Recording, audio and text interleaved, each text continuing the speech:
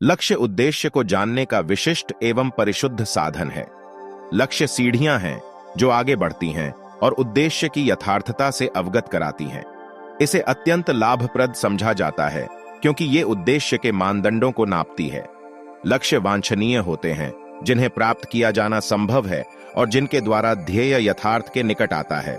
बाद में 1965 में American association for health, physical education and recreation ने शारीरिक शिक्षा के 5 मुख्य लक्ष्यों को सूचीबद्ध किया है।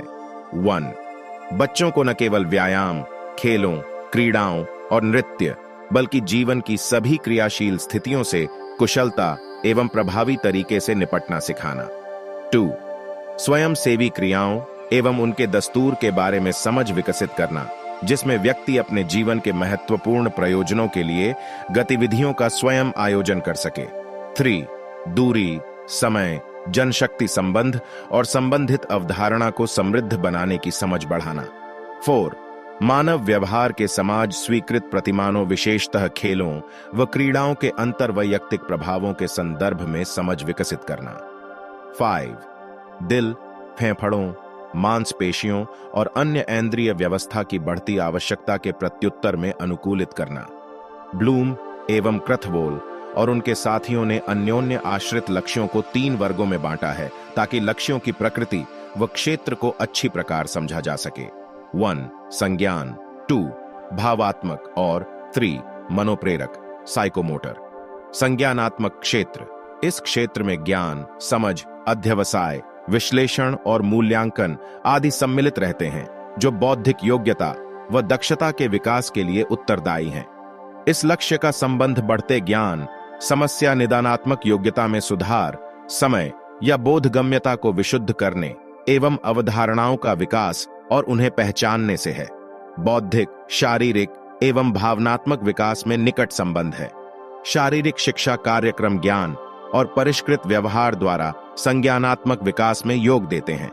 अच्छा स्वास्थ्य शारीरिक फिटनेस को प्रोत्साहन देता है, जो सामाजिक और भावनात्मक विकास प्रक्रिया में सहायक है, जिनसे अधिक सकारात्मक स्वयं अवधारणा को बल मिलता है। यह पाया गया है कि बच्चा शुरू में छोटे छोटे कार्यकलापों जैसे चलना, दौड़ना, पहुंचना आदि सीखता है। ये ही उसकी प्रकृति को प्रेरित करते हैं और आगे सीखने के आधार का निर्माण करते हैं, और इसे ही मन और पेशी तंत्र को क्रम से समायोजित करने में ज्ञान की आवश्यकता होती है। किसी भी कौशल को सीखने के लिए मानसिक सतर्कता, सचेतता और प्रयासों की आवश्यकता होती है।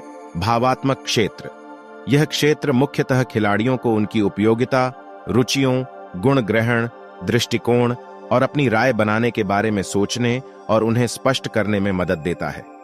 यह लक्ष्य उचित और सकारात्मक दृष्टिकोण एवं गुण ग्रहण विकसित करने में शारीरिक शिक्षा और शारीरिक क्रियाकलापों को मदद देता है। यह व्यक्तिगत उपादेयता व्यवस्था, दर्शन और समायोजन तर्ज पर ज्यादा बल देता है, जो कि पूर्णता का आधार है। यह व्यक्ति को सामाजिक और भावनात्मक रूप से अपरिपक्वता से परिपक्वता की ओर ले जाने में सहायता करता है। दृष्टिकोण, गुण ग्रहण और उपयोगिता ही खिलाड़ी को वह मार्ग दिखाती है जिससे वह स्वयं को और अपने समूह को प्रत्येक शारीरिक क्रियाकलापों में सामाजिक एवं भावनात्मक अनुभव में समृद्ध बनाता है। शारीरिक शिक्षा डील डॉल के विकास, दक्षता और मनोहारी कलाओं के माध्यम से सुंदर वस्तुओं के गुण दोष विवेचन की आधारशिला रखती है। शारीरिक क्रियाकलापों के माध्यम से ही व्यक्ति यह सीखता है कि क्या ठीक और उचित है और क्या गलत है। 3. मनोप्रेरक क्षेत्र, यह क्षेत्र प्रेरक दक्षताओं के विकास और सुधार से संबंधित क्षेत्र है।